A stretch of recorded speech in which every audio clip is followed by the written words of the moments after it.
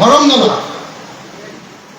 চন্দৰ সিং তেৰং স্কুলখনৰ পিছফালে ঘৰ মোৰ নিজৰ বাইদেউ ধৰমনলাৰ ৰাস্তাটোত কালি যেতিয়া গৈছো সেই ৰাস্তাটোততো মানুহ যাব নোৱাৰিব ধৰমনলাটো ডিফু টাউনৰ ৱাৰ্ড নম্বৰ 3 যদি ডিফু টাউনৰ ৱাৰ্ড নম্বৰ 3 যদি গাড়ী চলাব নোৱাৰি তেতিয়াহ'লে পশ্চিম কাৰ্বি আংলঙত কি হৈ আছে জানিবলৈ বেলেগ আমলেনত কি হৈ আছে এইটো কথা জানিবলৈ বেলেগ কিবা লাগে নেকি হয়নে নহয় তো এইটো প্ৰমাণিত হয় যে বিজেপি দলে যিমান ডাঙৰকে ঢোলটো বজাইছে এই ঢোলটো ফুটা হ'ল হয়নে হয়নে নহয় বাৰু সঠিক ৰাইজ যেতিয়া কাৰ্বি আংলঙলৈ আহিলো ডিফুলৈ কালি যেতিয়া আহিলো ডিফুত যেতিয়া মানুহৰ লগত কথা পাতি আছো কালি বজাৰলৈ গৈছিলো বজাৰখন চেণ্ট্ৰেল মাৰ্কেট য'ত কাৰ্বি মহিলাবিলাকে পাচলি বিক্ৰী কৰে আপোনালোকে চবেই চিনি পাই নহয় জানো মই মানে সদায় ইয়ালৈ আহোঁ মই বাইদেউৰ ঘৰলৈ যেতিয়াই আহোঁ তেতিয়াহ'লে বজাৰলৈ আহোঁ বজাৰৰ পৰা সদায় হিজল মাছ লৈ যাওঁ আৰু বেঙেনাৰ লগত সদায় ভাজি খাওঁ এইটো আগৰ পৰা এবাৰতো এনেকৈ হিজল মাছ খাই মই ৰাতি পুৰা বমি কৰি গৈছোঁ বহুত খাই দিলোঁ মানে ডিফুলৈ আহিলে হিজল মাছ খোৱাটো মোৰ নিয়ম কালিও মই বজাৰখনৰ মুখ কৰি মই বিক্ৰমহঁতক ক'লোঁ যেন কাঠাৰ ডাকে ধৰি চবকে ক'লোঁ যে মই বজাৰখন চাবলৈ যাওঁ বহুত দিন বজাৰখন চোৱা নাই 6 বছৰমান হৈ গ'ল এই বজাৰখন দেখা নাই বজাৰখন চাবলৈ আহি বজাৰত বজাৰ কৰি আছোঁ কৰি থাকোঁতে মহিলাবিলাকে মোক কাৰ্বি ভাষাত কিবা এটা কৈ আছে মই বুজি পোৱা নাই মই কাঠাৰ ডাকে কৈছে কি কৈছে বুজি পাইছে নাই মই ক'লো বুজা নাই কৈছিলে এই ওপৰৰ পৰা বজাৰখনৰ পানী পৰে বুলি কৈ আছে আপোনাক কিবা এটা কৰিব দিছে কাৰ্বি আংলঙৰ ডিফুৰ যিখন চেণ্ট্ৰেল বজাৰ সেই চেণ্ট্ৰেল বজাৰখনত মহিলাবিলাকে যেতিয়া শাক পাচলি বিক্ৰী কৰি থাকে তাত যেতিয়া বৰষুণত পানী পৰে তাৰপিছত যদি হিমন্ত বিশ্ব শৰ্মা আৰু তুলিৰাম ৰঙাকে কয় বোলে কাৰ্বি আংলঙৰ সাংঘাতিক উন্নতি হৈছে তেতিয়াহ'লে মই কি বুলি ক'ম দৰ্শক হয় নহয় একদম তুলিৰাম ৰঙা আৰু হিমন্ত বিশ্ব শৰ্মা মিছলীয়া মানুহে মই কাৰ্বি আংলঙলৈ আহি গম পাই গ'ল একদম মিছলীয়া মানুহ নহয় ন বাহিৰত কৈ বোলে একদম আমি ডিফুৰ চেহেৰা বদলাই দিলোঁ ডিফুৰ চেহেৰা বদলাই দিলে মই নিজে 3 নম্বৰ ৱাৰ্ডলৈ যাওঁতে গাড়ীখনত যাব নোৱাৰি এনেকে গাড়ীখন এতিয়া বজাৰলৈ গ'লো বজাৰত যাওঁতে দেখিলোঁ যে গোটেই ওপৰৰ পৰা পানী পৰি আছে এইটোৱে তেওঁলোকৰ উন্নয়ন এইটোৱে বিজেপিৰ ঢোল নহয় জানো মানে কাম কমকে কৰে কিন্তু ঢোলটো বহুত ডাঙৰকে বজায় হয় নে নহয় মানে আমাৰ মুখ্যমন্ত্ৰী হিমন্ত বিশ্ব শৰ্মাৰ কথা শুনিলে এনেকুৱা লাগে যে অসমখন আমেৰিকাই হৈ গ'ল নেকি হয় ন আপোনালোকে যদি নিউজ লাইভ নামৰ চেনেলটো চাই থাকে হিমন্ত বিশ্ব শৰ্মাৰ নিজৰ চেনেল সেইটো যদি চাই থাকে তেতিয়া এনেকুৱা লাগে যে গুৱাহাটীখন নিউয়ৰ্ক হৈ গ'ল হয়নে মানে ইমান ধুনীয়া কৰি দিছে যে অসমত আৰু কোনো সমস্যা নাই এনেকুৱা লাগে হয়নে নহয় আৰু হিমন্ত বিশ্ব শৰ্মাৰ কথা শুনিলে এনেকুৱা লাগে যে কাৰ্বি আংলঙৰ ডিফু আৰু কাৰ্বি আংলঙৰ গোটেই পূব কাৰ্বি আংলং পশ্চিম কাৰ্বি আংলং গোটেইখন আমৰেন এই গোটেইখনৰ অৱস্থা ইমান ভাল হৈ গ'ল যে কাৰ্বি মানুহবিলাকে একদম মানে ফূৰ্তিত থাকিব নোৱাৰা অৱস্থাত পৰিণত কৰিছে এনেকুৱা লাগে ইয়াৰে আহি গম পালোঁ যে আগতে কাৰ্বি মানুহবিলাকে যিকণ উপভোগ কৰি আছিলে কি উপভোগ কৰি আছিলে আগতে কাৰ্বি কাউন্সিলখনত 300 ঠিকাদাৰে ঠিকা লৈছিলে ঠিকা লৈ সৰু সুৰা কাম কৰি মানুহবিলাক চলি আছিল ইয়ালে আহি গম পালোঁ যে কাৰ্বি আংলঙত এতিয়া এটা পৰিয়ালে মাত্ৰ ঠিকাদাৰ আছে হয়নে কাৰ্বি আংলঙত বোলে এটাই মাত্ৰ ঠিকাদাৰ পৰিয়াল আছে তেওঁলোকৰ দুখন ফাৰ্ম আছে এখনৰ নাম কাছে কনষ্ট্ৰাকশ্যন আৰু আনখনৰ নাম ইংলং এণ্টাৰপ্ৰাইজ মই মালিক চালিকৰ নাম নাজানো দেই কোন মালিক মই নাজানো আপোনালোকে নিশ্চয় জানে হয় নে নহয় কাছে কনষ্ট্ৰাকশ্যন মই যেতিয়া ইয়ালৈ আহি আছিলো মোক এজন ৰিপৰ্টাৰে পঠিয়াই দিলে বোলে কাৰ্বি আংলঙত কি চলি আছে গম পোৱা নে নোপোৱা? মই বোলো নাপাওঁ। বোলে কাৰ্বি আংলঙত অকল এটা পৰিয়ালৰ এখন ফাৰ্মে যোৱা সময়খিনিত 100 কোটি টকাৰ ৰাস্তা বনাবলৈ পাইছে। অকল এটা পৰিয়ালে পায় এই বুলি কৈছে। মই ক'ত ওলাইছে? বোলে ইণ্ডিয়ান এক্সপ্ৰেছত ওলাইছে। বোলে নিউজটো পঠিয়াই দিলে। মই নিউজটো পঢ়ি চাই দেখিছো আৰে কাছে কনষ্ট্ৰাকশ্যনে যোৱা সময়খিনিত 100 কোটি টকাৰ ঠিকা কৰিছে আৰু আন কোনো মানুহকে ইয়াতে কাকো ঠিকা কৰিবলৈ নিদিয়ে। হয় নেকি? হয়। মই এইটো শুনিবলৈ পালো বোলে যদি কেচি বোলে কোনোবা এখন ট্ৰাকত লিখা আছে, যদি কেচি বুলি যদি ট্ৰাকখনত লিখা আছে ডাম্পাৰখনত, তেতিয়াহ'লে তাত পুলিচ চুলিচে কোনেও নধৰে। হয়নে? সেই ডাম্পাৰখনে বোলে বালিও আনিব পাৰে, সেই ডাম্পাৰখনে শিলো আনিব পাৰে, সেই ডাম্পাৰখনে কাঠো আনিব পাৰে। তেওঁলোকৰ কাৰণে সকলো ধৰণৰ বস্তুবিলাক ফ্ৰী। আৰু বাকী কোনোবাই যদি ইয়াত কাম কৰে তেতিয়াহ'লে ফটো চটো মানুহবিলাককো পুলিচে ধৰিবলৈ 10,000 টকা পায়। হয় নেকি? কথাটো হয় নেকি? হয় নেকি? আৰু কাৰ্বি আংলঙটো বিখ্যাত, ডিফুটো বিখ্যাত অটোখনৰ কাৰণে। হয় নে নহয়? আগতে যেতিয়া বাইকৰ ঘৰলৈ আহো সদায় অটোতে ঘূৰো, ভাল লাগে। সদায় অটোখন একদম হুৰুকে পাহাৰ উঠি যায়, এখন নামি আহে, কিমান ভাল লাগে ন। মানে কাৰ্বি আংলঙৰ ডিফুৰ মূল স্মৃতি এটা হ'ল অটোখন। এতিয়া ইয়াত শুনিছো বোলে কেচি যদি লিখা থাকে ডাঙৰ গাড়ীবিলাককো পুলিচে নধৰে, কিন্তু যদি কেচি লিখা নাথাকে তেতিয়াহ'লে অটোৱালাবিলাককো ধৰি 10,000 টকা ফাইন ভৰাই দিয়ে। হয় নেকি? তাৰমানে কাকো ইয়াত শান্তিৰে বিজনেছ কৰিবলৈ নিদিয়ে, নিদিয়ে নহয় জানো? শুনি আছো, মই নাজানো, শুনি আছো যে 17 কিলোমিটাৰ ৰাস্তা মাঞ্জাৰ পৰা ডিফুলৈ অহা ৰাস্তাটো 17 কিলোমিটাৰ ৰাস্তা বোলে 7 দিনতে বনাই দিলে। হয় নেকি কথাটো? 7 দিনতে বোলে 17 কিলোমিটাৰ ৰাস্তা বনাই দিলে। আৰে ভাই আমেৰিকাত কিয় ওপৰত গুচি গ'ল? হয়নে? হয়নে নহয়? আৰু শুনিছো বোলে কাৰ্বি আংলঙত ইমান কাম কাজ হৈ গ'ল, কাউন্সিলৰ কাম কাজ ইমান বেছি হৈ গ'ল যে এতিয়া কাৰ্বি আংলঙৰ কাউন্সিলৰ CEM ডিফুত বা কাৰ্বি আংলঙত থকাৰ দৰকাৰ নাই। তেওঁ এতিয়া অনবৰতে চিফ মিনিষ্টাৰৰ লগত আমেৰিকা বা বেংগলোৰত বা দিল্লীত ফুৰি ফুৰিলেও বোলে কাৰ্বি আংলং ধুনীয়াকে চলি থাকে। হয় নেকি কথাটো? সঁচাকে তেনেকুৱা চলিছে নেকি? চলিছে নেকি? কালি যেতিয়া কাৰ্বি আংলং ডিফুলৈ আহিলো, চাৰ্কিট হাউচত বহি আছো, বহুত মানুহ আহিছে। মানুহবিলাকে বিভিন্ন ধৰণৰ কথা কৈ আছে। কথা কোৱাৰ আগতে মই মানে কি হৈছিলে, কেইদিনমানৰ আগতে পৰহি, কালি যে ইয়ালৈ আহিলো, পৰহিৰ পৰা আগদিনা মই এটা জাগা চাবলৈ আহিছিলো কাৰ্বি আংলঙত। এটা মোৰ দেওবাৰী গ'লে জাগা ৰথে আংলং। আপুনি চিনি পায় যে ৰথে আংলং? ছ'চিয়েল নেতা সমষ্টি হতে তো সেই সমষ্টিটোলৈ গৈছিলো। কেলে গৈছিলো? টিভিত মানে ওলালে যে কাৰ্বি আংলঙত ঢেৰ মাটি আছে, ইয়াৰ মাটিবিলাক বহুত বেছি হৈছে, সেইকাৰণে ইয়াৰ 1000 বিঘা মাটি কোনোবা এগৰাকী মহিলাক দি দিবলৈ দিছে। 1000 বিঘা মাটি কি কাৰণে? ট্ৰেকিং কৰিবৰ কাৰণে। ট্ৰেকিং মানে পাহাৰৰ ওপৰত এডভেঞ্চাৰ টুৰিজিম কৰিবৰ কাৰণে। পাহাৰৰ ওপৰত খোজ কাঢ়িব, বিদেশী মানুহবিলাক আহিব, বাহিৰৰ মানুহবিলাক আহিব, পাহাৰৰ ওপৰত এডভেঞ্চাৰ টুৰিজিম কৰিব, পাহাৰত খোজ কাঢ়ি ইটো পাহাৰৰ পৰা সিটো পাহাৰলৈ যাব। মই পাহাৰটো চাবলৈ গ'লো। মই শুনিলো যে 1000 বিঘা মাটি দি দিছে এটা পৰিয়ালকে, এগৰাকী মহিলাক 1000 বিঘা মাটি দি দিছে। ইমান যদি মাটি আছে মই চাবলৈ যাওঁচোন, পাওঁ নেকি আধা বিঘামান মাটি তাতে। গৈ যেতিয়া তাত গ'লো, তালৈ যাব নোৱাৰি, গাড়ীখন ৰাস্তাতে নামিলো, নামি খোজকাঢ়ি গ'লো। খোজকাঢ়ি গৈ দেখিলো যে তাত বহুত মানুহে তামোল গছ ৰুইছে। কাৰ্বি মানুহ বহুত ভাল লাগিলে দেখি ঠাইখিনি, বহুত ধুনীয়া ঠাই, কাজিৰঙাৰ ওচৰতে।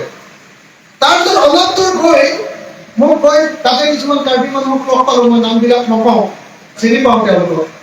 তেওঁলোকে মোক ক'লে যে আজি কেইদিনমানৰ আগত মেডাম আহিছিলে নহয়, মই কোন মেডাম বোলে আমাৰ চিফ মিনিষ্টাৰৰ মেডাম আৰে ভাই মই ইয়াত খোজকাঢ়িবলৈ ইমান দিগদাৰ পাইছো চিফ মিনিষ্টাৰ মেডাম কেনেকৈ আহিলা বেয়া আহিছে বোলে মই কেনে আহিছে এই চিফ মিনিষ্টাৰ মেডামে ইয়াত কিবা এটা কৰিব খুজিছে নহয় এনেকৈ মই হয় নেকি বলচোন তোমালে চিফ মিনিষ্টাৰ মেডাম গৈছে মোৰ দলাই পইচা তাৰপিছত চিফ মিনিষ্টাৰ মেডাম যিডোখৰলৈ গৈছিলে সেইডোখৰলৈ গৈ দেখিছো যে তাত কিছুমান পকাৰ ৱাল বনোৱা হৈছে মই শুনিলো আৰে ভাই পাহাৰৰ ইমান ওপৰত ইয়াত কোনে কাৰণে অসমখনো ইমান ধুনীয়া পকাৰ ৱাল বনাইছে মই কেলে বনাইছে কৈছে এইটো 1000 বিঘা মাটি এইটো যে দিবলৈ লৈছে এইডোখৰতে দিবলৈ লৈছে নেকি এনেকৈ কৈ আছে মানুহে বোলো হয় নেকি কেলে তাৰপিছত বোলে অলপ দূৰ আগবাঢ়ি গ'লো আগবাঢ়ি যোৱাৰ পাছত দেখিছো কিছুমান এনেকৈ শ্লপ কাটি আছে টেৰেছ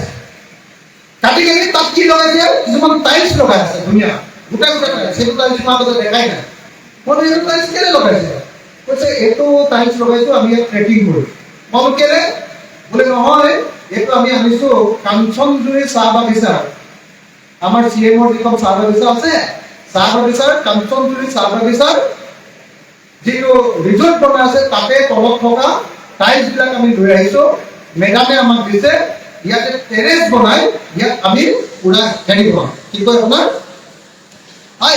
এই এডভেঞ্চাৰ টুৰিজিম কৰিবৰ কাৰণে আমি ট্ৰেকিং কৰি বনাম মইতো আচৰিত তাৰপিছত কৈছে যে মেডামে আমাক বহুত বাঁহৰ পুলি দিছে পলিথনৰ ঘৰে ঘৰে বাঁহৰ পুলি দিছে ইয়াত এই বাঁহবিলাক লগাই দিলে ইয়াত হাতী আহিব নোৱাৰে কাহিনী আহোঁ মেডামে বাঁহৰ পুলি দিছে কাৰ্বি আংলং বিখ্যাত বাঁহৰ কাৰণে হয়নে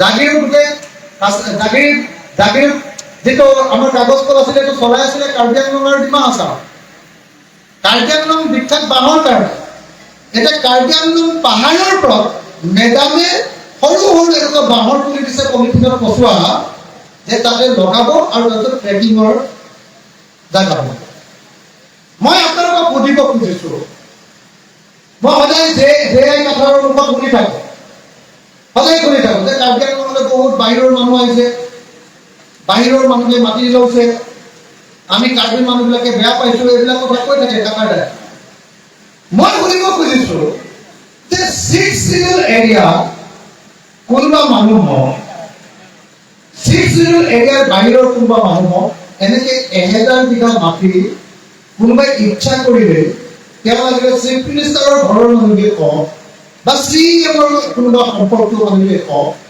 বাহিৰৰ মানুহক এনেকৈ 1000 বিঘা মাটি দিব পাৰিনে পাৰিনে নোৱাৰে পাৰিনে নোৱাৰে এইটো কাউন্সিলৰ নিয়ম হৈছে নে নাই আজি যি সময়ত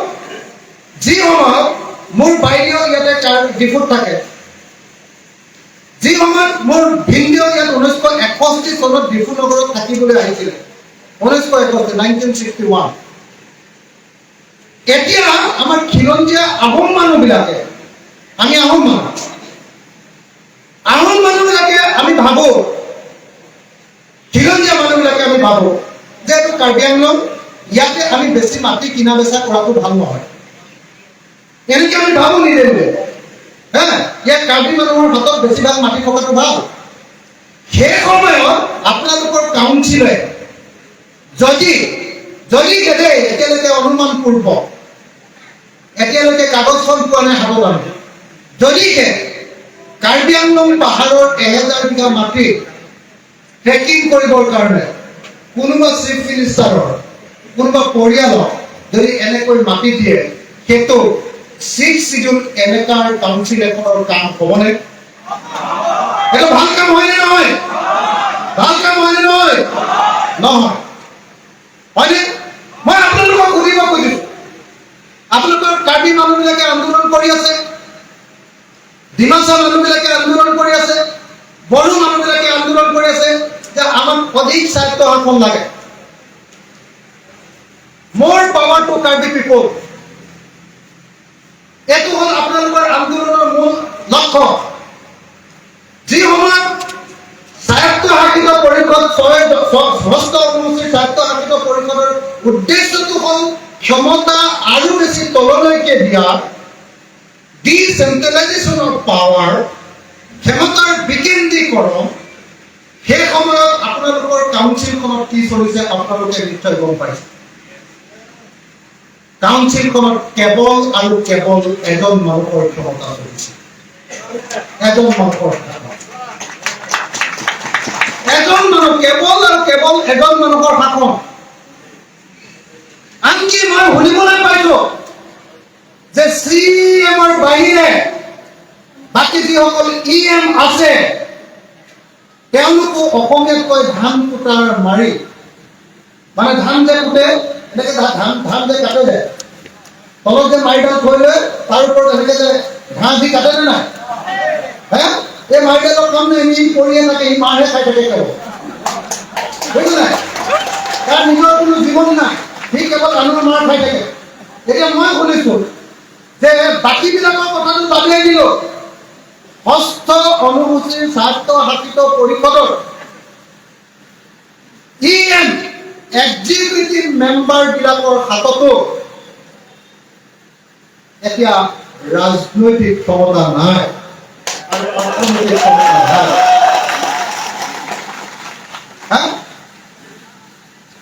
তেওঁলোকে এতিয়া টকা পইচাৰ ফাইলত চহী কৰিব নোৱাৰে।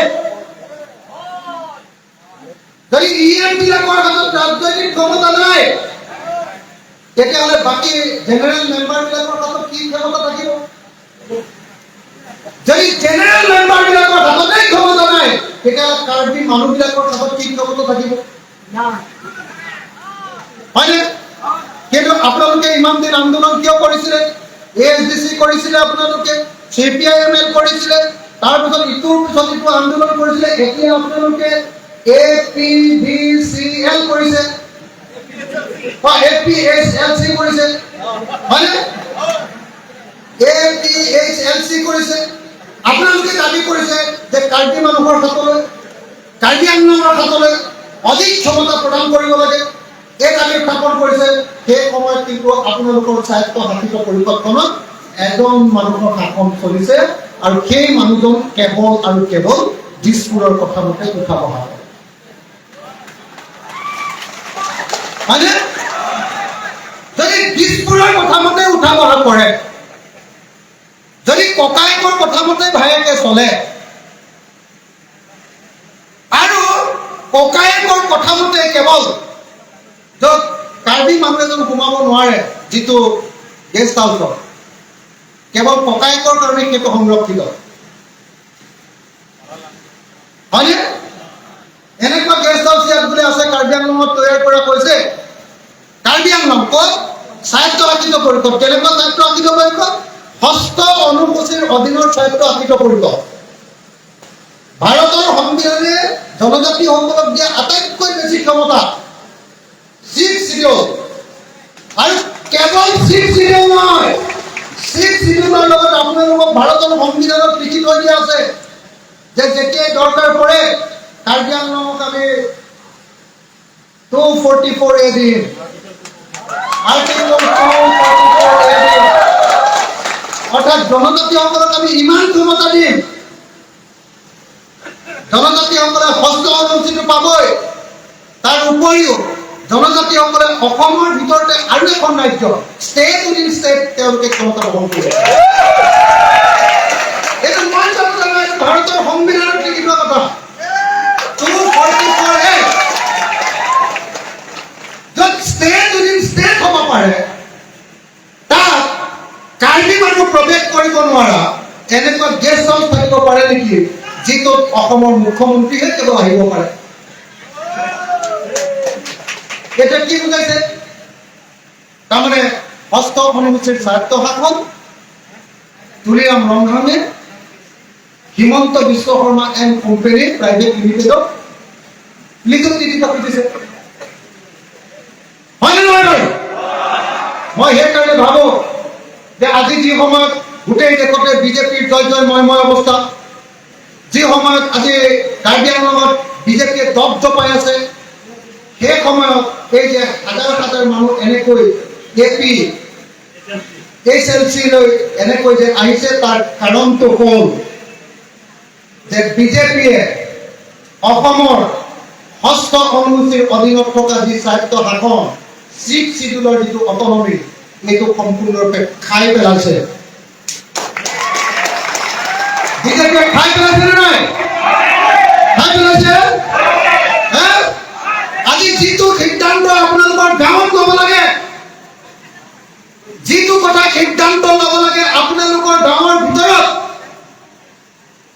যিটো সিদ্ধান্ত ল'ব লাগে আপোনালোকৰ গাঁওবুঢ়াৰ লগত বহি লৈ, যিটো সিদ্ধান্ত ল'ব লাগে গাঁৱৰ গোটেইবিলাক মানুহে বহি লৈ কাৰ্যালয়সমূহতে, সেই সিদ্ধান্ত এতিয়া দিছপুৰত Himanta Biswa Sarma and company private লিমিটেডে একটা সিদ্ধান্ত গ্রহণ করে আর সেই সিদ্ধান্ত কার্যকরী করে একটা তুলিলাম না। তুলিলাম মানে কব লাগিছিলে যে আমাক কিমানটা ডিপার্টমেন্ট দিছা, কিন্তু যিমানবিলাক কেন্দ্ৰীয় চৰকাৰৰ লগত চুক্তি কৰিছে সেই আটাইবিলাক চুক্তি তাতকে বহুত বেছি ডিপাৰ্টমেন্ট দিয়াৰ কথা লিখা আছে।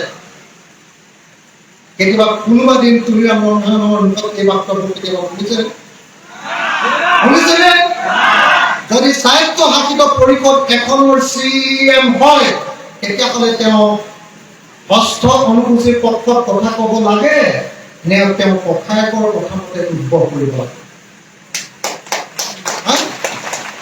মই ভাবো যে আজি আপোনালোকে যি ধৰণে ৰাজপথলৈ ওলাই আহিছে, এইবাৰতো আপোনালোকে যেনে তেনে বিজেপি জিকিলে নহয় জানো?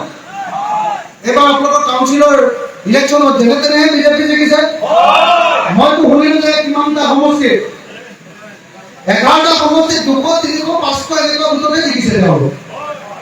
মানে ইমান টকা, হাজাৰ হাজাৰ কোটি কোটি টকা খৰচ কৰি তেওঁলোকৰ সান্দৰ্ভ আমি তাৰ পাছতো তল গৈছিলে আৰু নহয় জানো? হাৰিবলৈ লৈছিলে, হাৰিছিলে নহয় জানো বিজেপি? যেনে তেনে মানে যেনে হাৰিছিলে, যেনে তেনে বুদ্ধিবাদে কৰিয়ে তেওঁলোক জিকিলে। তাৰ কাৰণটো কি জানেনে? তাৰ কাৰণটো হল বিজেপিয়ে কাৰ্বি আংলঙৰ মানুহৰ, কাৰ্বি আংলঙত থকা অন্যান্য জাতি আৰু জনগোষ্ঠীৰ, কাৰ্বি আংলঙত থকা খিলঞ্জীয়া জনগোষ্ঠীৰ আৰু কাৰ্বি আংলঙত বসবাস কৰা মানুহবিলাকৰ যিটো চেণ্টিমেণ্ট, যিটো ক্ষমতা, সেই ক্ষমতা কাঢ়ি তেওঁলোকে সম্পূৰ্ণৰূপে এই ক্ষমতা দিছপুৰ আৰু দিল্লীলৈ লৈ যাব খুজিছে, যিটো কাৰণত আজি কাৰ্বি আংলঙত বসবাস কৰা ইয়াৰ স্থানীয় মানুহবিলাক অসন্তুষ্ট হৈ পৰিছে।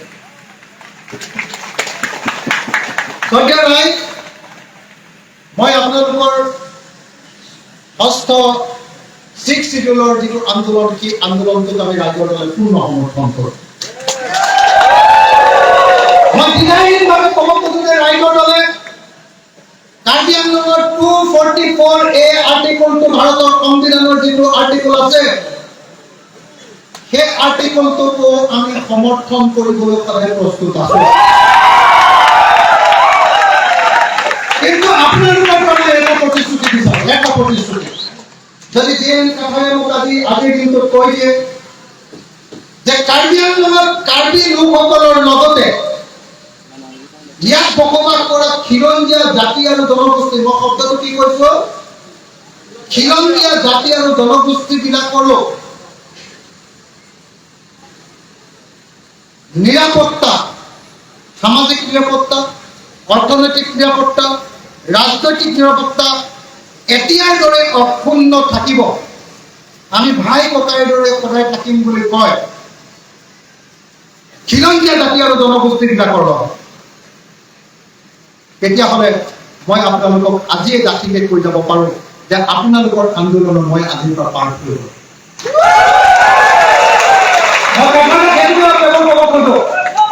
মই কাৰ্বিসকলৰ সকলো ডিমাণ্ড মানিবলৈ 100% প্ৰস্তুত। মাত্ৰ কাঠাৰদা আৰু APHCLA LCA কেৱল এটা মাত্ৰ কথা দিব লাগে যে ইয়াত বসবাস কৰা খিলঞ্জীয়া জাতি জনগোষ্ঠী, খিলঞ্জীয়া, মই শব্দটো কৈছো, খিলঞ্জীয়া জাতি জনগোষ্ঠীবিলাকে ইয়াত যেনেকৈ বসবাস কৰি আছে আগৰ দৰে সুস্থ মতে নিৰাপদ সহকাৰে জীয়াই থাকিব পাৰে। এইটোতো চবে মানি ল'ব নহয় জানো? সেইটো নমুনা প্ৰশ্নই নাই। কাইলৈ আমি এনেকে ভাবি আছো যে কাইলৈ ৰাইজৰ দল, কাইলৈ অসম জাতীয় পৰিষদ, কংগ্ৰেছ দল, আৰু আপোনালোকৰ দল আমি সকলোৱে মিলি ইলেকশ্যন খেলিম আৰু এইবাৰ লোকসভাৰ 2024 চনৰ লোকসভাৰ নিৰ্বাচনত এইবাৰ আমি বিজেপিক কাৰ্বি আংলঙত পৰাজিত কৰিম। যদি ইলেকশ্যনতো জিকিব লাগে তেতিয়াহ'লেও আমি সকলো খিলঞ্জীয়া জনগোষ্ঠীক লগত ল'ব লাগে। কাৰ্বিসকলে কাৰ্বি আংলঙত আটাইতকৈ বেছিকৈ নেতৃত্ব দিব। কাৰ্বিসকল কাৰ্বি আংলঙৰ নেতা। কাৰ্বিসকলৰ লগত বাকী খিলঞ্জীয়া জনগোষ্ঠীবিলাকৰো নিৰাপত্তা ইয়াত যদি অক্ষুণ্ণ থাকে, মই বিটিএডিটো একেটাই কথা কওঁ, মই ডিমা হাছাওতো একেটাই কথা কওঁ, সকলো থাকে। মোৰ কাৰণে মই যদিও আহোম মানুহ, যদিও মোৰ ইয়াতে বাইদেউ থাকে, মই কেতিয়াও এইটো নকওঁ যে বাইদেউৰ পৰিয়ালটোৱে কাৰ্বি মানুহতকৈ বেছিকৈ ইয়াত ক্ষমতা ভোগ কৰিবলৈ পাব লাগে, মই নকওঁ। মই সদায় এইটো কথা কওঁ যে কাৰ্বি আংলঙত আটাইতকৈ বেছি ক্ষমতা ভোগ কৰিব লাগিব ডেফিনেটলি কাৰ্বি মানুহ। কিন্তু একেটা সময়তে খিলঞ্জীয়া মানুহবিলাকে ইয়াত নিৰাপদ অনুভৱ কৰিব লাগে। খিলঞ্জীয়া মানুহবিলাকে ইয়াত নিৰাপদ অনুভৱ কৰিব লাগিব। আজি আহোম মানুহ এজন বা এজন কোচ মানুহ এজন বা আমাৰ অসমৰ বড়ো মানুহ এজনে যদি ইয়াত নিৰাপদ অনুভৱ নকৰে, আমি যদি মিলা প্ৰীতিৰে নাথাকো, পৃথিৱীৰ এতিয়া কোনো এনেকুৱা দেশ নাই য'ত কেৱল এটা জাতি বাস কৰে। মই বিটিএডিটো একেটা কথা কওঁ যে বিটিএডিয়ে যে সঁচাকে তেওঁলোকৰ লক্ষ্যত উপনীত হ'ব লাগে, তেতিয়াহ'লে বিটিএডিক বসবাস কৰা খিলঞ্জীয়া মানুহবিলাকক একেলগতে লৈ আগবাঢ়ি যাব লাগে। কেৱল আৰু কেৱল কিন্তু নেতৃত্ব সদায় কাৰ্বি মানুহৰ নেতৃত্ব সদায় কাৰ্বি মানুহৰ হাতত থাকিব লাগে। যেনেকৈ আমি সদায় কৈ থাকোঁ যে অসমৰ নেতৃত্ব অসমৰ খিলঞ্জীয়া মানুহবিলাকৰ হাতত, অসমৰ কাৰ্বি, অসমৰ বড়ো, অসমৰ মিচিং, অসমৰ আহোম, অসমৰ কোচ, অসমৰ কলিতা, অসমৰ মানুহৰ খিলঞ্জীয়া মানুহৰ হাতত থাকিব লাগে বুলি আমি ভাবোঁ। তেনেকৈ ডেফিনেটলি কাৰ্বি আংলঙৰ নেতৃত্ব ডেফিনেটলি কাৰ্বি মানুহৰ হাতত। তেতিয়াহ'লে মই আকৌ ক'লো যে 2024 চনৰ নিৰ্বাচনত আমি একেলগতে ইলেকশ্যন খেলিব খোজো। ধৰক আপোনালোকৰ দলৰ পৰা আমি কেণ্ডিডেট ঠিক কৰিলোঁ। ধৰক এক্সাম্পল দিছোঁ, যেতিয়া আপোনালোকৰ দলৰ পৰা আমি কেণ্ডিডেট ঠিক কৰি কংগ্ৰেছৰ মানুহবোৰে ইয়াত কেম্পেইন কৰিবলৈ আহিব, আমাৰ ৰাইজৰ দলৰ মানুহে কেম্পেইন কৰিবলৈ আহিব, অসম জাতীয় পৰিষদৰ মানুহে ইয়াত কেম্পেইন কৰিবলৈ আহিব। আমি একেলগতে যেতিয়া ভূপেন বৰা, গৌৰৱ গগৈ, অখিল গগৈ, লুৰিণজ্যোতি গগৈ, জে.আই. কাঠাৰ একেলগতে বহি লৈ একেলগতে গোটেই অঞ্চলত যেতিয়া কাৰ্বি আংলঙত কেম্পেইন কৰিবলৈ যাওঁ, মই ভাবোঁ যে এক ৰাতিৰ ভিতৰত কুলিৰাম ৰাওনা হয়নে নহয়? আমি এনেকৈ আগবঢ়া উচিত হয়নে নহয় বাৰু? তেতিয়াহ'লে মই ভাবোঁ যে মই ইয়াৰ পৰা এটা প্ৰস্তাৱ লৈ যাওঁ। ইয়াৰ পৰা মই ইতিমধ্যে কাঠাবাহঁতৰ লগত কথা পাতিছোঁ যে আমি কাৰ্বি আংলঙৰ চিটটো, কাৰ্বি আংলঙৰ যিটো ডিফু যিটো চিট, এই চিটটো আমি সকলোৱে মিলি, মই স্পষ্টকৈ নক'লেও আপোনালোকৰ নেতৃত্বত আমি আগবাঢ়ি যাব খোজোঁ।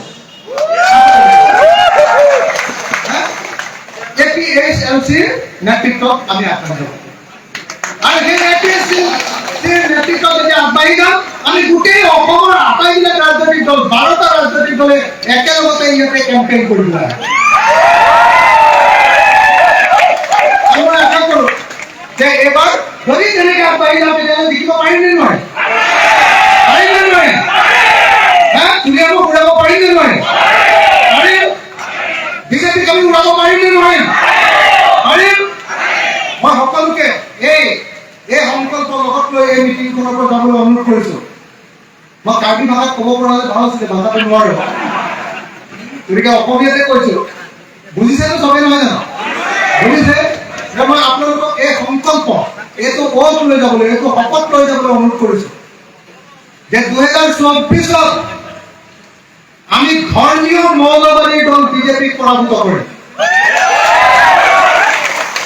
2024ত আমাৰ আমাৰ দেশৰ গোটেই সম্পত্তিবিলাক বিক্ৰী কৰি দিয়া, আমাৰ ৰেল, আমাৰ এয়াৰপোৰ্ট সকলোবিলাক বিক্ৰী কৰি দিয়া বিজেপি দলক আমি পৰাভূত কৰিম। 2034 আমাৰ দেশৰ সকলোবিলাক বস্তুৰ দাম বঢ়োৱা। এটা গেছ চিলিণ্ডাৰৰ দাম 414 টকা আছে, ভাইৰ বেহেনুৱে পায় 1152 টকা কৰি দিলে গেছ চিলিণ্ডাৰ, হয় নে নহয়? 414 টকাৰ গেছ চিলিণ্ডাৰ যদি 1152 টকা কৰে, 1200 টকায় 400 টকাটো যদি 1200 টকা কৰে, 4 3 গুণ 12, 3 গুণ এটা বস্তুৰ দাম গেছ চিলিণ্ডাৰ। তাকো কি যিটো নহলে নহয় জুইকুৰা, হয় নে নহয়? পাকঘৰৰ জুইকুৰাৰ দাম বিজেপি চৰকাৰে বঢ়াই দিলে 3 গুণ। সেই বিজেপিক আমি মানিম নেকি কওক, হয় নে নহয়? মিঠাতেল কেইটকা দামত খাইছিল? মিঠাতেল ভাইৰ বেহেনু অহাৰ আগতে 1 কেজি মিঠাতেল 1 লিটাৰ 80 টকা আছিলে, 80 টকা। এতিয়া 200 টকাৰ তলততো মিঠাতেল পোৱা নাযায়, হয় নে নহয়? 1 কেজি দাইল খাইছিল 48 টকা, 48। মোৰ এতিয়া মনত আছে, মচুৰ দাইল 1 কেজিৰ দাম আছিলে 48, এতিয়া 1 কেজি মচুৰ দাইলৰ দাম 110 টকা, হয় নে নহয়? তাৰপাছত ভাইৰ বেহেনুক আকৌ ভোট দিম নেকি? ভাইৰ বেহেনু পাৰ্টি আজি ডিপুত পইচা দিছে অৰুণোদয়। অৰুণোদয় পইচা কিমান দিয়ে? 1250 টকা। 1250 টকা কেলে দিয়ে? যে গেছ চিলিণ্ডাৰটো যে দাম বঢ়ালে, সেইকাৰণে সেইটো ক্ষমা খুজিবলৈ লাজ পাই গেছ চিলিণ্ডাৰৰ দামটো দি আছে। 1250 টকাত মানুহ চলিব পাৰে নেকি? তুমি আৰু নহয় 1 মিনিটৰ কাৰণে 1250 টকা দি চাওকচোন চলিব পাৰে যদি। হিমন্ত বিশ্ব শৰ্মাই এদিনত হেলিকপ্টাৰ উৰুৱাই এদিনত 9,50,000 টকা। হেলিকপ্টাৰখনে ঘূৰি ফুৰে লগতে। আজিকালি মাটিত নেনামে নহয় হিমন্ত বিশ্ব, জানে নে নাই? এই হেলিকপ্টাৰখনে যে ঘূৰি ফুৰে, হিমন্ত বিশ্ব শৰ্মাই এদিনত হেলিকপ্টাৰত খৰচ কৰে 9,50,000 টকা, আৰু আমাক এমাহত দিয়ে 1250 টকা। সেইকাৰণে মই মাজে মাজে কওঁ, বোলো হিমন্ত বিশ্ব শৰ্মা, আপোনাক 1250 টকা দিম, আপোনাৰ পত্নী, আপোনাৰ ল'ৰা, আপোনাৰ ছোৱালী আৰু আপুনি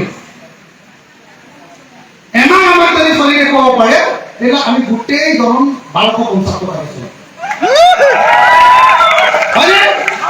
তেওঁলোকৰ 1 ছেকেণ্ডৰ খৰচো থাকে 1 লাখ মান টকা, বুজিছে নাই? দুহাতেৰে এনেকে পইচা খৰচ কৰে, আৰু আমাক এমাহত দিয়ে 1250 টকা, আৰু তাৰ পাছত কয় যে আমি মাইকী মানুহবিলাকক বহুত ভাল পাওঁ নহয়। একদম অসমৰ দুখীয়া মানুহৰ কাৰণে আমি একদম জীৱনটো দি দিম যে নাই। কিন্তু সকলোৱে জানে যে এতিয়া আগতে মোক কৈ আছে, এবাৰ ডিপুত কালি যেতিয়া আহিছো, কৈ আছে দোকানীবিলাকে যে আমাৰ বজাৰ বেয়া। মই বোলো কেলে বজাৰ বেয়া? বোলে আগতকে বহুত বজাৰ বেয়া হৈ গ'ল। মই বোলো কেলে বেয়া? এই দুটা কথা হ'লে। এটা হ'ল আজিকালি একদম ঠিকাবিলাক চব এটা মানুহে পাই যায়। কোনে পায়? কাছে কনষ্ট্ৰাকশ্যন কোন হয়?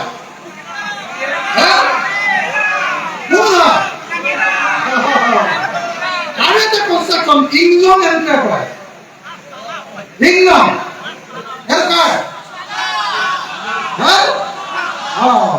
অকল এটা পৰিয়ালে যদি চব কাম কৰে, ঠিকাও লয়, চব কাম অকল যদি এটা পৰিয়ালে কৰে, তেতিয়া বাকীবিলাক মানুহে নেখাই মৰিব লাগিব তাৰমানে।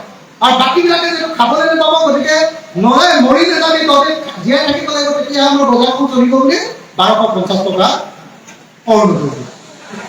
হয়নে? এইটো কথা এইটো নহয় জানো?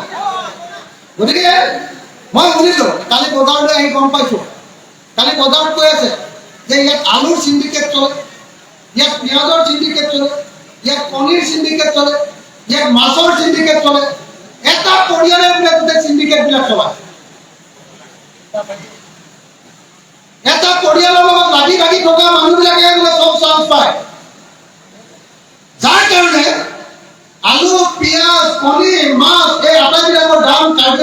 আহিছে এইকাৰণে যে ইয়াত সাংঘাতিক ধৰণৰ কোনো চিণ্ডিকেট চলোৱা হয় নেকি কথাটো? মই সেইকাৰণে আজিৰ দিনটোত আকৌ এবাৰ কৈছো, মই আকৌ শেষ কৰিব খুজিছো 1 নম্বৰ কথা যে কাৰ্বি আংলঙত 6 শিডিউলৰ যে ক্ষমতা, সেই ক্ষমতা যাতে একেবাৰে গাঁৱৰ পৰ্যায়লৈকে যায়, গাঁৱৰ মানুহজনে যাতে ক্ষমতা ভোগ কৰিব পাৰে, কেৱল আৰু কেৱল তুলিৰাম ৰঙাং আৰু তেওঁ ককাইকে যাতে ইয়াতে কেৱল ভোগ কৰিব নোৱাৰে।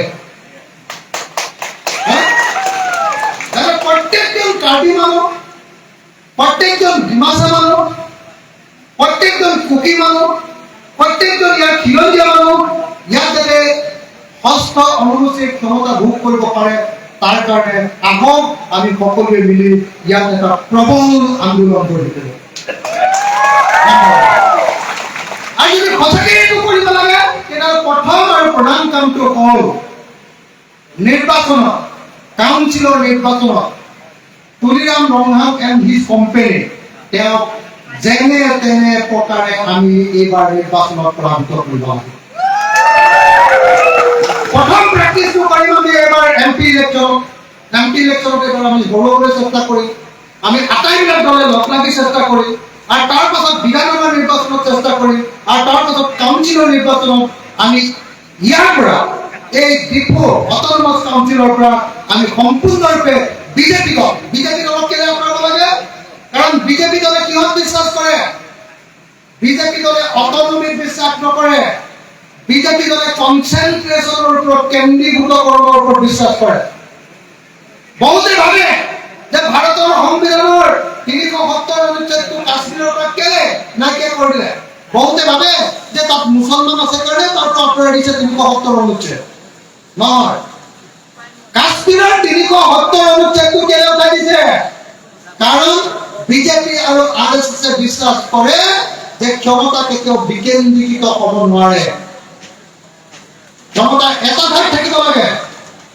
তেওঁলোকে ভাবে কেৱল দিল্লী আৰু দিল্লীতে ক্ষমতা থাকিব লাগিব, এক দেশ এক ভাষা। আৰে ভাই, এক দেশ এক ভাষা মানে কি? তেওঁলোকৰ মতে এক দেশ ভাৰত এক ভাষা, তাৰমানে হিন্দীয়ে চলিব পাৰে, তেতিয়াহ'লে অসমীয়া নচলিব, তেতিয়াহ'লে কাৰ্বি নচলিব, কাৰ্বি ডিমাচা নচলিব। কিমান ভাষা আছে আমাৰ দেশখনত? বিজেপিৰ মতে এক দেশ এক ভাষা, বিজেপিৰ মতে এক দেশ এক ধৰ্ম, তেওঁলোকৰ মতে ভাৰতত কেৱল হিন্দু ধৰ্ম চলিব পাৰে। আমাৰ কাৰ্বি মানুহবিলাকে যিটো ধৰ্ম, গাঁৱত যিটো ধৰ্ম, আচলতে পাহাৰত যিটো ধৰ্ম, তেওঁলোকে যিটো ধৰ্মত বিশ্বাস কৰে, সেইটোতো আচলতে এওঁলোকৰ নিয়মতে থকা হিন্দু ধৰ্মটো নহয়, হয় নে নহয়? কাৰ্বিবিলাকৰ নিজৰ ধৰ্ম আছে নে নাই? বিজেপিৰ মতে নিজৰ ধৰ্ম থাকিব নোৱাৰিব, নিজৰ ভাষা থাকিব নোৱাৰিব। বিজেপিয়ে অকল এক দেশ এক ভাষা এক ধৰ্ম এক জাতি, এক শাসন ব্যৱস্থা এইটো বিশ্বাস কৰে, আৰু সেইকাৰণে তেওঁলোকে ক্ষমতাত তললৈ নমোৱাটো নিবিচাৰে। আৰু সেইকাৰণে তেওঁলোকে বিচাৰে যদি কাৰোবাৰ হাতত ক্ষমতা আছে, ডিপুৰ হাতত ক্ষমতা আছে, ডিপুত যাৰ হাতত ক্ষমতা আছে, যি এই কাউন্সিলখন দখল কৰিছে, তেওঁকে কিনি লৈ পুতলা বনাই পেলাব। সেইকাৰণে তুলিৰাম ৰংহাং এতিয়া দিল্লী আৰু দিছপুৰৰ পুতলা, দিল্লী আৰু দিছপুৰৰ পুতলা। দিল্লী আৰু দিছপুৰে তুলিৰাম ৰংহাঙক কিনি পেলালে। তুলিৰাম ৰংহাঙৰ এতিয়া কাৰ্বি মানুহ হৈ থকা নাই,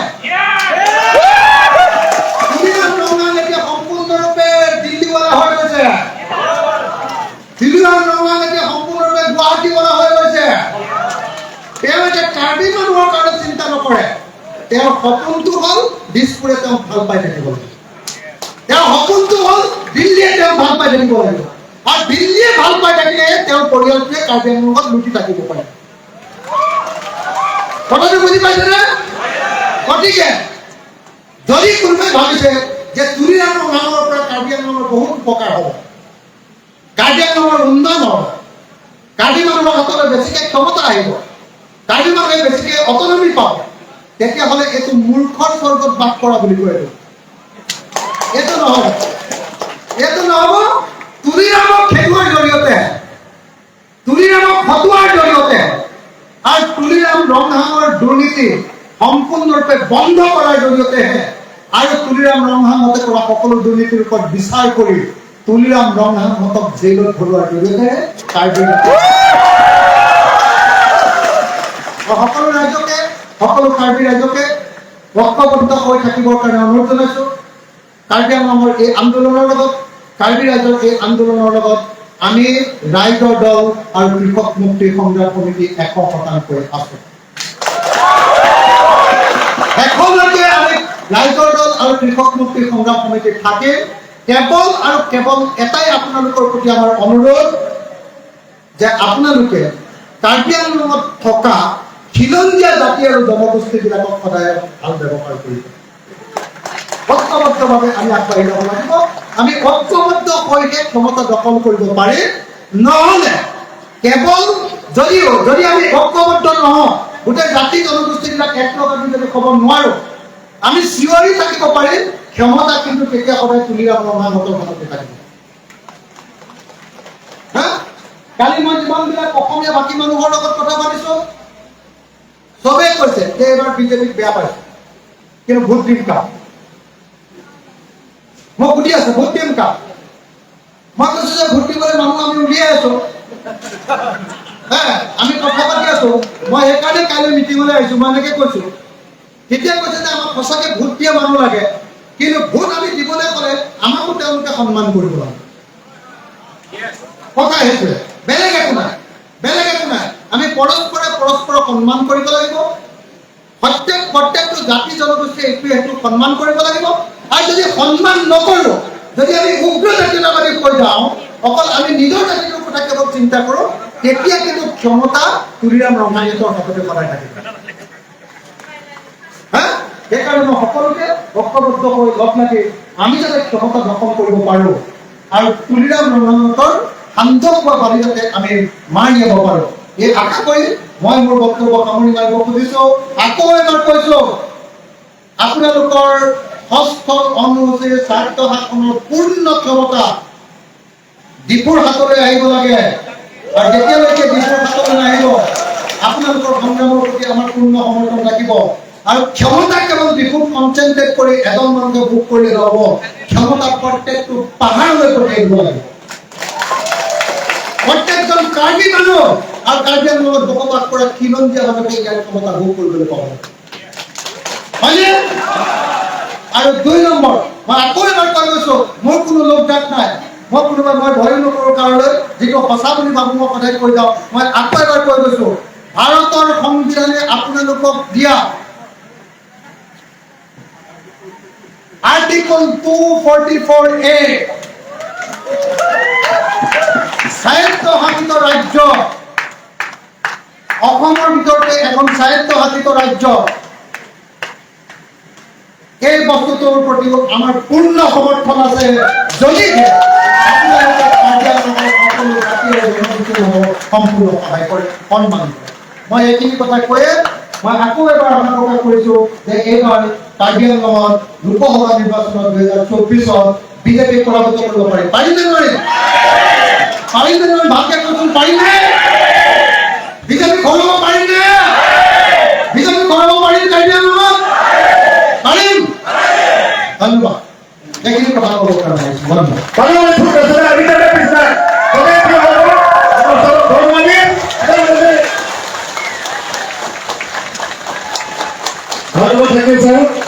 আৰু আমি আশা কৰিছোঁ এছেম্বলিতো আমাৰ দুখ কষ্ট, আমাৰ কাৰ্বি আংলঙৰ সমস্যা প্ৰশ্ন উঠাব বুলি। মই এটা কথা ক'বলৈ থাকিব, মই যিহেতু এজন MLA, মই কাৰ্বি আংলঙৰ এই প্ৰশ্নবিলাক, কাৰ্বি মানুহৰ যি স্বশাসনৰ অধিকাৰৰ কাৰণে যি সংগ্ৰাম, এই প্ৰশ্নবিলাক মই বিধানসভাত কাৰ্বি আংলঙৰ ৰাইজৰ হৈ উত্থাপন কৰিছোঁ। ধন্যবাদ, ধন্যবাদ sir.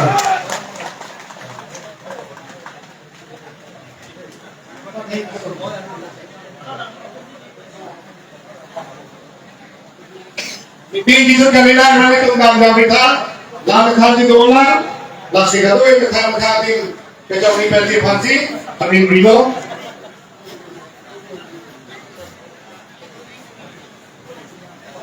Itu tu zaman lah.